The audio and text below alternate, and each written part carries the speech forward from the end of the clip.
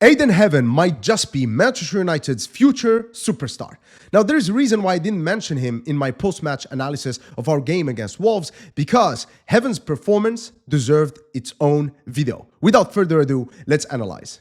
All right, so let's get started. And in this video, we are going to evaluate Ayden Heaven's performance by looking at the two main areas you use to evaluate a defender's performance, his defensive contribution, as well as his performance on the ball. And so here, let's start with his defensive contribution. One thing that I really like about Heaven is his mature sense of positioning that is way beyond his years. You do not expect this from, a young under 20 type of defender. So here, obviously, he realizes we lost the ball in a very sensitive area, but he already knows where the danger is going to be, and it's going to be in this area right here. So he's already making this covering center back moving into the area where he can actually intercept and cut that cross. But also what I love about Heaven is that a lot of his clearances are actually, targeting Manchester United players, which enable us to play transition game much more effectively. It's not just that. I think Heaven was absolutely dominant in the air, and a lot of aerial duels, a lot of people focus on height or strength, but a lot of it is timing and positioning and, just positioning your body and using it effectively against the opponent. And that's, again, another area where Ayden Heaven has been absolutely effective for Manchester United against Wolves. And here in this sequence also, I absolutely adore what Heaven did here, because look, he is really staying close to Arias over here. He's neither too close, not too far, because if you are too far, you give this player too much space. If you're too close, then one oriented touch from this player, and then they can take you out of the picture, and it can put your team at risk. So he's just keeping the right distance, about like 4 meters maybe. And then when this happens, he's actually well positioned to be able to intercept and react to that. A nice sliding tackle to collect the ball, and then preventing a dangerous Wolves attack, and of course keeping it safe for us. But one other thing that I love about Heaven, I've talked about Luke Shaw in my post-match analysis of this game against Wolves. I've praised him because I'm a huge fan of how aggressive Luke Shaw is as a left-sided wide centre-back, because you need that in this Ruben Amorim 3-4-3 system. Shaw and Mazraoui, or Lenioro if he's playing on the right, they have to be extremely aggressive. But for them to be aggressive, they need to know that someone got their backs.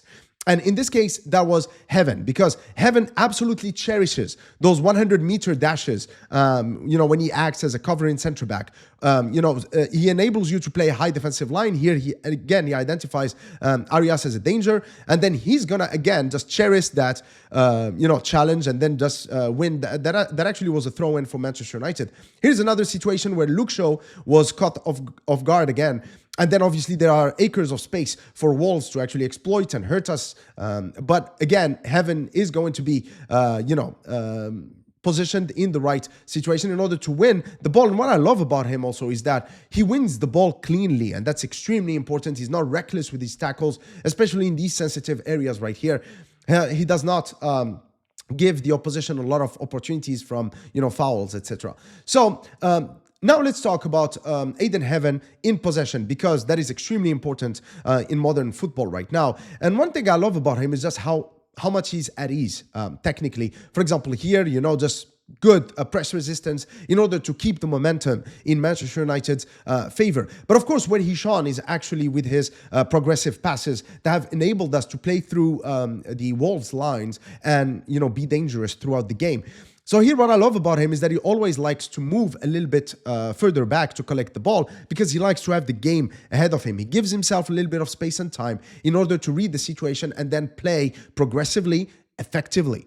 So here again, we do have that diamond structure in the build-up with Casemiro, Luke Shaw, and Mazraoui. And then Heaven, of course, the bottom tip of that diamond. And then here again, he does have two very easy options, which are Luke Shaw and Mazraoui. But then he chooses to go long towards Mbeumo, and that creates progression for Manchester United. I always love it when a centre-back like this puts their foot on the ball. It's just aesthetically pleasing. But I'm going to show you later how it is also practical in a tactical context. So here again, he collects the ball, he analyzes the situation. Again, same thing. Mazraoui and Luke Shaw are two easy options, but he doesn't go with the easy options. Again, he goes with a pass towards Mbeumo, and then we are again able to create those progressive play sequences. Same thing here. Again, he comes in deeper, always scanning the situation. He does have, again, 3 easy options, but who is he going to go for? He's going to go for Diogo Dalot. Again, this is the vision that you expect from a deep line playmaker, okay? Because now he sees Dalot, he understands that he's got acres of space right there, and that's exactly what he's going to do. Beautiful pass towards Dalot. It's risky, but he doesn't care, and he also executes it with accuracy and precision, so it doesn't matter, but it enabled us. So he was pretty much our quarterback. You know, he was the playmaker from deep for Manchester United. And that was just great to see. And you remember when I mentioned how I like it when players and especially defenders put their foot on the ball. Because here in this sequence, it was practical. Because what he's going to do is this. So again, Wolves, because they play a 3-4-3 formation, of course, they do press in this pentagon shape, just like we do under Ruben Amorim. As you can see here, Casemiro and Bruno are not really positioned in that double pivot situation. But sometimes it's really hard to actually pass the ball to the midfielders in this position right here because, of course, as you can see, there are 5 players around them. But look at what Heaven does. So he just stalls the ball a little bit, puts the ball around his foot. He's just waiting for Bruno Fernandes to move out of this pentagon and then for Casemiro to be the only player here. Again, same thing. He could have gone for Mazraoui or he could have gone with Luke Shaw. But no, that's not what he does. He goes towards Casemiro, who knows he's going to receive the ball because at this point, I think that the players just trust Heaven. They know that he's gonna play those progressive balls. He plays with a lot of courage when he has the ball. So Casemiro here, he knows he's gonna receive that ball. So he's already looking ahead. He's looking at Matheus Cunha. And then this was just a beautiful sequence for Manchester United. Too bad it didn't turn into a goal because that would have been like a goal of the season contender. Just beautiful telepathic understanding between the Manchester United players. But of course, another great sequence that was instigated by Ayden Heaven. All right, so there are 2 more things that I'd like to say about Ayden Heaven. The first one is that Ayden Heaven is a great tactical asset for Ruben Amorim's system. Why? Because in a Ruben Amorim system, those 2 wide center backs, you know, in this game, it was Mazraoui and Luke Shaw, they have to be quite aggressive.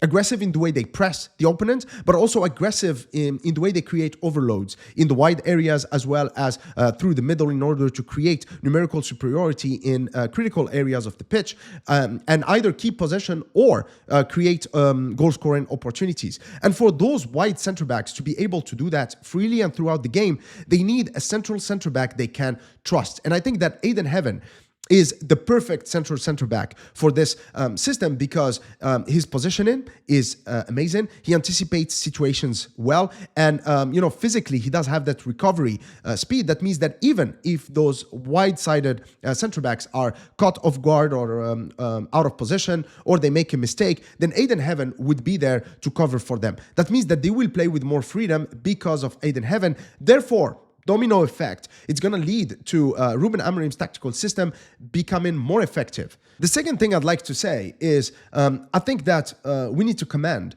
Manchester United's scouting department. I know that our recruitment and the people in charge of recruitment have been somewhat of a joke, you know, since Sir Alex Ferguson retired. But I mean, to identify a player like Heaven, who's playing youth football for Arsenal, and to evaluate him properly, in a sense that you see his performances at youth level and then you think that he is good enough to translate and transfer those performances from youth level into senior appearances in the Premier League, the toughest league there is.